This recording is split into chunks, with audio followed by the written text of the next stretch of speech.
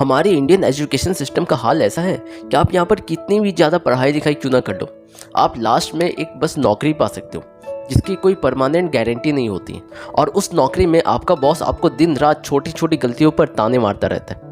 जो बचपन से ही काफ़ी क्रिएटिव माइंड्स के होते हैं वो स्कूल ड्रॉप आउट करके बड़ी बड़ी कंपनियां बनाते हैं, फेसबुक, गूगल, माइक्रोसॉफ्ट, और उस स्कूल के टॉपर्स उन बड़ी बड़ी कंपनियों में उनके लिए काम करते हैं। हमारे देश के एजुकेशन सिस्टम को देखकर लगता है कि इनका काम बस एक ही है कि सिलेबस को तोते की तरह रटा देना है। बचपन में मैं जिस पब्लिक स्कूल में पढ़ता था वहाँ के टीचर्स का मेन फोकस एक ही रहता था कि एग्ज़ाम आने से पहले कुछ भी करके बस अपना पोर्शन कंप्लीट करा देना है, भले ही स्टूडेंट्स को घंटा को समझ में आए। बचपन से ही स्टूडेंट्स को ऐसा एजुकेशन दिया जाता है कि उन्हें एक समय के बाद पढ़ाई लिखाई से नफरत होने लग जाती है और हमें अपनी पढ़ाई लिखाई एक बोझ की तरह लगने लगती है। और अगर आप ये बात पेरेंट्स और टीचर से कह दो तो वो आपका कंपैरिजन टॉपर से करने लगेंगे कि देखो वो टॉपर भी तो पढ़ाई करता है, वो भी तो 100 में से 99 मार्क्स लेकर के आता है, जबकि गलती जो है वो बच्चे की होती ही नहीं है। क्योंकि स्कूल्स और कॉलेजों में टॉपिक्स को इतनी घटिया तरीके से समझाया जाता है, इतनी घटिया तरीके से प्रेजेंट किया जाता है कि स्टूडेंट्स का इंटरेस्ट ही पूरा ख़त्म हो जाता है, जबकि रियलिटी इससे बिल्कुल अलग है। एजुकेशन दुनिया की सबसे इंटरेस्टिंग चीज़ में से एक है। फॉर एग्जाम्पल, आप किसी भी सब्जेक्ट के किसी भी टॉपिक को उठा करके देख लो और उसे तोते की तरह रटना नहीं है, बल्कि उसे आप क्रिएटिव तरीके से समझते हुए काफ़ी डीप में चले जाओ। और मैं आपको गारंटी देता हूँ कि जिस टॉपिक को आपने काफ़ी डीप में समझा है, क्रिएटिव तरीके से समझा है, उसे रिसर्च करके समझा है, उसे आप अपनी पूरी ज़िंदगी नहीं भुला पाओगे। और जब भी आपको उस टॉपिक से रिलेटेड कोई चीज़ दिखेगी, डिबेट दिखेगा या कोई एग्जाम्पल दिखेगा, तो आप अपने आप को उस टॉपिक को दूसरों को समझाने से खुद को रोक नहीं पाओगे। बोलने में ये चीज़ें आम लग रही है, मगर आप इसे कभी खुद के ऊपर इम्प्लीमेंट करके देखना। आप किसी भी टॉपिक को उठा करके उसे डीप में समझने की कोशिश करना, आपको वो टॉपिक इतना ज़्यादा इंटरेस्टिंग लगेगा कि आप सबको बताते फिरोगे कि आप इस टॉपिक को ज़रूर पढ़ो। तो एजुकेशन रियलिटी में इतना ज़्यादा इंटरेस्टिंग होता है, मगर हमारे स्कूल और कॉलेजों में टॉपिक को इस तरह से प्रेजेंट किया जाता है, उसे बच्चों को इस तरह से समझाया जाता है कि बच्चों का पूरा इंटरेस्ट खत्म हो जाता है उस टॉपिक से। हमारे एजुकेशन सिस्टम में सबसे ज़्यादा बस मार्क्स को ही तवज्जो दिया जाता है और पेरेंट्स टीचर मीटिंग में मार्क्स को ही सबसे ज़्यादा ऊपर रखते हैं। बच्चों के टैलेंट और बच्चों की काबिलियत को वहाँ पर इग्नोर कर दिया जाता है और बच्चों के फ्यूचर को उनके मार्क्स से ही जज किया जाता है। मार्क्स देख कर ही वो लोग ये प्रेडिक्शन करते हैं कि उनका बच्चा आने वाले समय में सफल होगा या फिर असफल। अगर ऐसा ही मुमकिन होता तो एल्बर्ट आइंस्टाइन भी तो अपनी लाइफ में फेल हुए थे, तो वो इतने सक्सेसफुल कैसे? और थॉमस एडिसन जिन्होंने बिजली का बल्ब बनाया था, उन्हें तो स्कूल से ही निकाल दिया गया था, तब आज उन्हें दुनिया इतनी कैसे जानती है?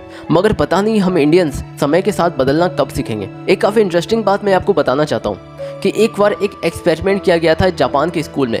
वहाँ पर जब भी बच्चे के कम मार्क्स आते तो उनसे ये कहा जाता कि बेटा आपके मार्क्स काफ़ी अच्छे आए हैं, बल्कि आप अगर और थोड़ी कोशिश करोगे तो हो सकता है कि आप टॉप कर जाओगे। एंड गेस व्हाट, वो बच्चा सच में काफ़ी ज़्यादा मेहनत करता है अगले टर्म में, और जितना उसके मार्क्स आए होते हैं उससे ज़्यादा उसके मार्क्स आते थे।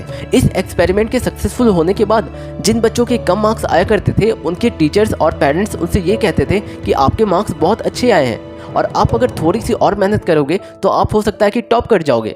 और ये एक्सपेरिमेंट पूरे जापान के स्कूल में सक्सेसफुल रहा। जिन बच्चों के पहले टर्म में कम मार्क्स आते थे, उनसे इस तरह की बात कहने के बाद सेकेंड टर्म में उनके मार्क्स काफ़ी ज़्यादा इंक्रीज़ हुए और इस कॉन्सेप्ट को पूरी दुनिया में अपनाया, कुछ देशों को छोड़ के। हमारे देश में तो पेरेंट्स टीचर मीटिंग में और बच्चे के मार्क्स कम आए हो तो उसे मोटिवेट करना तो दूर, पेरेंट्स और टीचर उसका पूरा का पूरा फ्यूचर ही उसके ऊपर जज कर डालते हैं कि तुम्हारे अगर मार्क्स इतने कम आए हैं तो तुम आगे जाकर के ये काम करोगे, वो काम करोगे। अपने बच्चों को मोटिवेट करना तो दूर, ये लोग अपने बच्चों को ऐसा बोल करके डिप्रेशन में डाल देते हैं। और फिर सवाल उठता है कि इंडिया में सुसाइड रेट इतने ज़्यादा क्यों है, जबकि एजुकेशन का रियल मतलब ये होता है कि किसी भी इंसान की वो सोचने समझने की शक्ति को बढ़ा दे और सबसे इम्पॉर्टेंट उसकी क्यूरियोसिटी यानी कि उसकी जिज्ञासा को बढ़ा दे। किसी भी चीज़ को देखे तो उसे समझे, उसे समझने की कोशिश करे, उसे सवाल करने की कोशिश करे, उस चीज़ को देख कर कि वो चुप न रह जाए। हम दुनिया की हर चीज़ को देखने के लिए, समझने के लिए उतावले रहें और ये उतावलापन हमारी ज़िंदगी की आखिरी सफ़र तक हमारा साथ दे।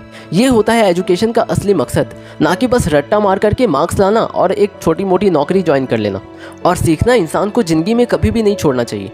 मैंने अपनी ज़िंदगी में बहुत से ऐसे लोग देखे हैं जो कि काफ़ी कम पढ़े लिखे होने के बावजूद काफ़ी लॉजिक की बात करते हैं और काफ़ी समझदारी की बात करते हैं, और दूसरी तरफ ऐसे भी लोग देखे हैं जो खूब पढ़े लिखे होने के बावजूद बिना लॉजिक के कुछ भी बोलते हैं और केवल अपने डिंगे हाँकते हैं। हमारे एजुकेशन सिस्टम को मैकॉले द्वारा डिज़ाइन किया गया था और इसमें अब तक सुधार काफ़ी कम हुए हैं। और इस एजुकेशन का बस एक ही मतलब होता है, ये एजुकेशन सिस्टम बस इंसानों को मशीन की तरह काम करना सिखाता है। आज देश के लोगों में लॉजिक का स्तर इस कदर तक गिर चुका है कि यहाँ पर बस इंग्लिश बोलने वालों को ही पढ़ा लिखा समझा जाता है, जबकि इंग्लिश तो बस एक भाषा है।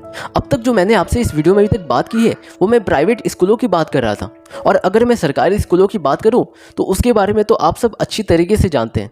मैंने खुद कई बार देखा है कि जो गवर्नमेंट स्कूल के टीचर्स होते हैं वो स्कूल के बच्चों से अपना पर्सनल काम करवाते हैं, जैसे कि लंच के बाद अपना जूठा टिफिन धुलवाते हैं। स्कूल में आए पढ़ने वाले बच्चों को दुकान भेज करके अपना सामान मंगवाते थे, और पढ़ाई के नाम पर बस क्लास में आकर अपना पर्सनल कोई काम निपटाना या फिर सो जाना। ज़्यादातर टीचरों का यही काम होता था, और ये बातें मैं अपने मन से नहीं बता रहा हूँ, मैं सरकारी स्कूल के बच्चों से ये बातें पूछने के बाद मैं आपको इस वीडियो में बता रहा हूँ। खैर, अगर हमें विश्व गुरु बनना है तो हमारे स्कूल के गुरुओं को भी अपनी सोच बदल करके इस दुनिया के साथ बदलना सीखना होगा, वरना ऑक्सफोर्ड और कैम्ब्रिज के ड्रॉप आउट स्टूडेंट्स फेसबुक और गूगल जैसी बड़ी बड़ी कंपनियां बनाते रह जाएंगे, और हमारे देश के स्कूल के टॉपर्स बस उन कंपनियों में काम करते रह जाएंगे। इस वीडियो में अब तक बने रहने के लिए धन्यवाद। मिलते हैं किसी दूसरे वीडियो में।